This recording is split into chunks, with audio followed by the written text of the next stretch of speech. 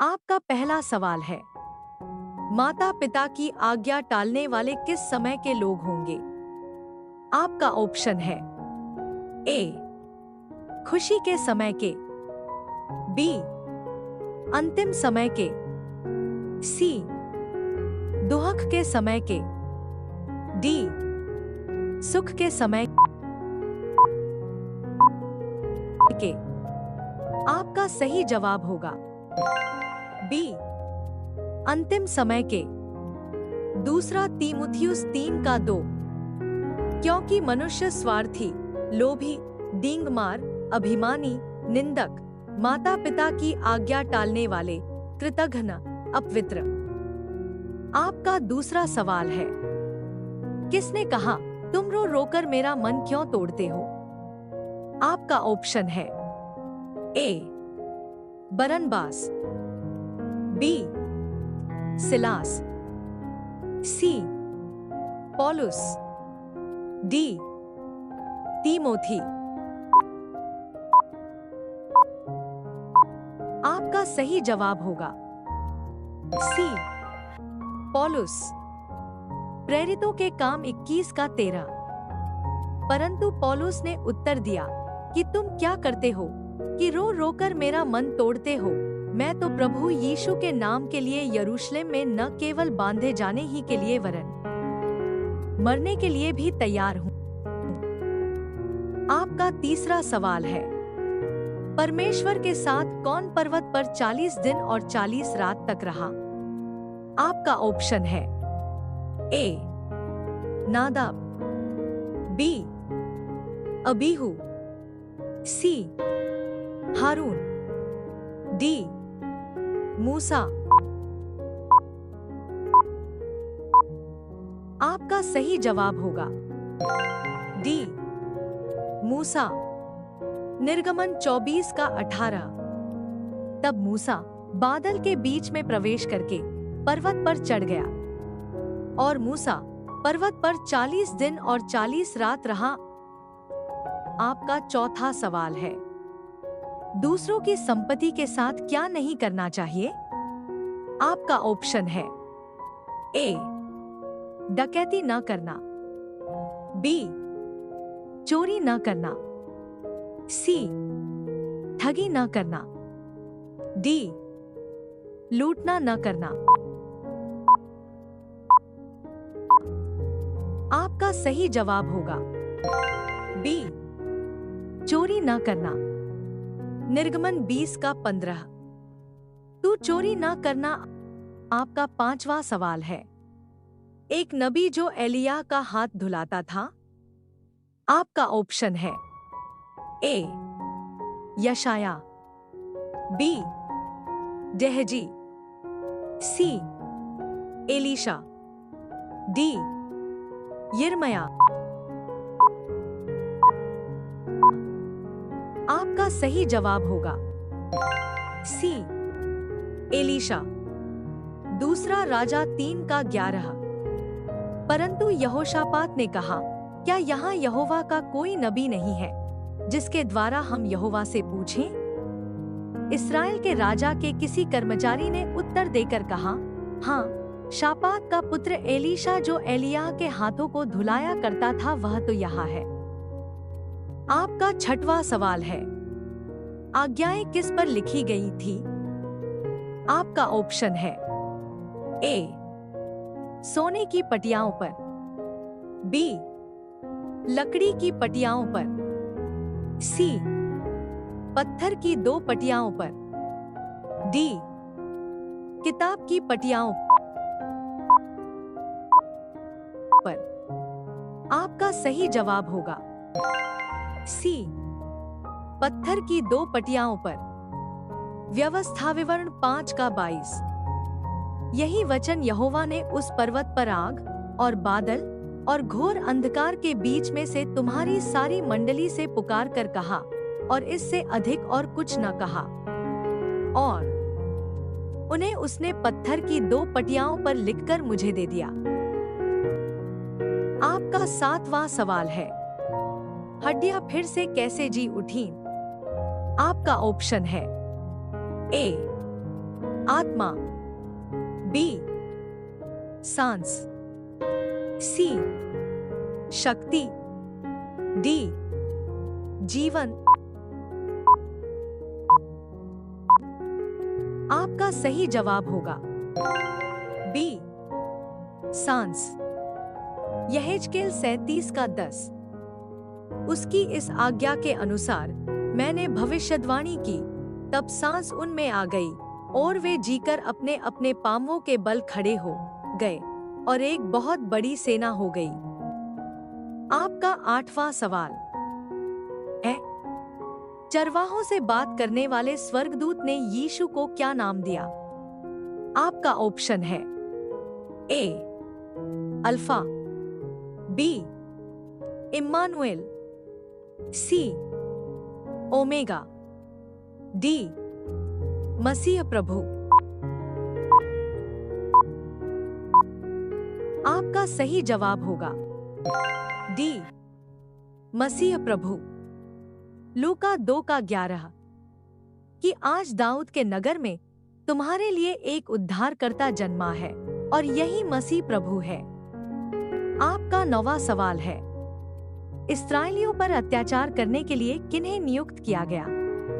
आपका ऑप्शन है ए कारीगरों को, बी फौजियों को, सी बेगारी कराने वालों को, डी चौकीदारों को। आपका सही जवाब होगा सी बेगारी कराने वालों को। निर्गमन 1 का 11 इसलिए उन्होंने उन पर बेगारी कराने वालों को नियुक्त किया कि वे उन पर भार डाल डालकर उनको खदिया करें। तब उन्होंने फिरौन के लिए पितोम और रामसेस नाम भंडार वाले नगरों को बनाया। आपका 10वां सवाल है, हमें चिरस्थायी भवन कहाँ मिलेगा? आपका ऑप्शन है ए परमात्मा में, बी आत्मा में, सी स्वर्ग में, डी सच्चाई में। आपका सही जवाब होगा सी स्वर्ग में। दूसरा कुरिन्थियों 5 का 1 क्योंकि हम जानते हैं कि जब हमारा पृथ्वी पर का डेरा सरीखा घर गिराया जाएगा तो हमें परमेश्वर की ओर से स्वर्ग पर एक ऐसा भवन मिलेगा जो हाथों से बना हुआ घर नहीं परंतु चिरस्थायी है। आपका 11वां सवाल है, किसकी सामर्थ्य निर्बलता में सिद्ध होती है? आपका ऑप्शन है ए प्रेरित, बी परमेश्वर, सी मनुष्य, डी सेवक। आपका सही जवाब होगा बी परमेश्वर।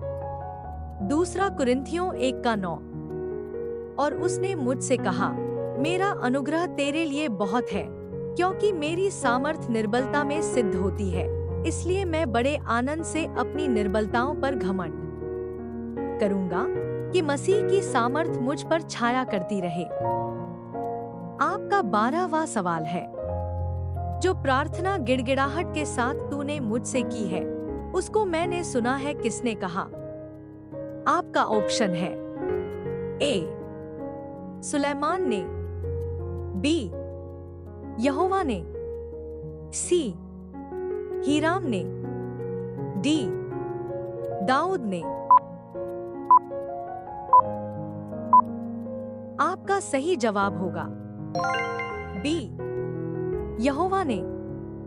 पहला राजा 9 का 3 और यहोवा ने उससे कहा, जो प्रार्थना गिड़गिड़ाहट के साथ तूने मुझसे की है उसको मैंने सुना है। यह जो भवन तूने बनाया है उसमें मैंने अपना नाम सदा के लिए रखकर उसे पवित्र किया है और मेरी आंखें और मेरा मन नित्य वहीं लगे रहेंगे।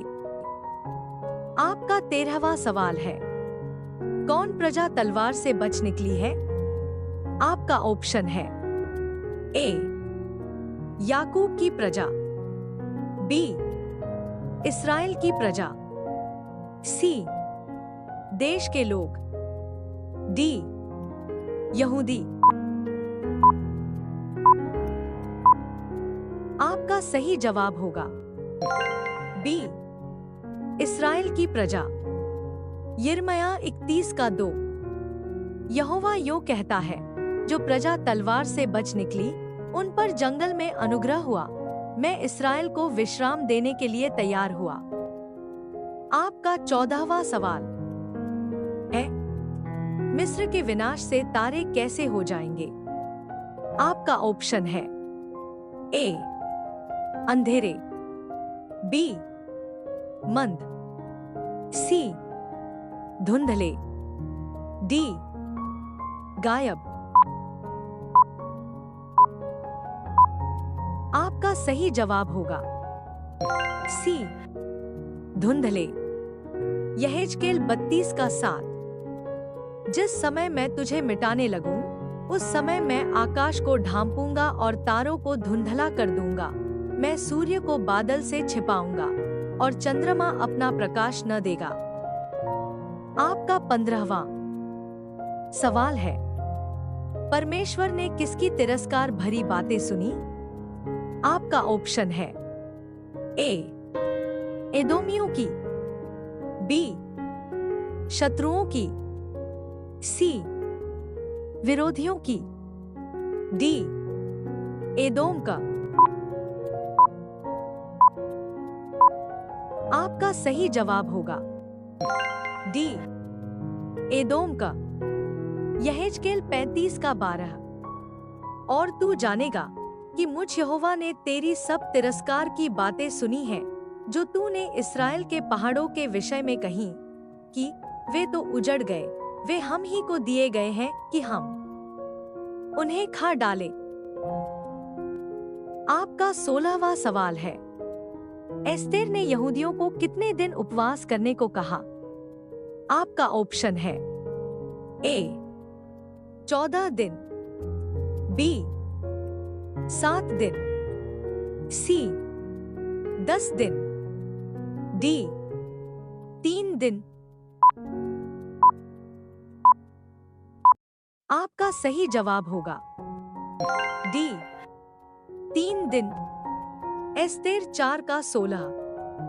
कि तू जाकर शूशन के सब यहूदियों को इकट्ठा कर और तुम सब मिलकर मेरे निमित्त उपवास करो। 3 दिन रात न तो कुछ खाओ और न कुछ पियो। और मैं भी अपनी सहेलियों सहित उसी रीति उपवास करूंगी।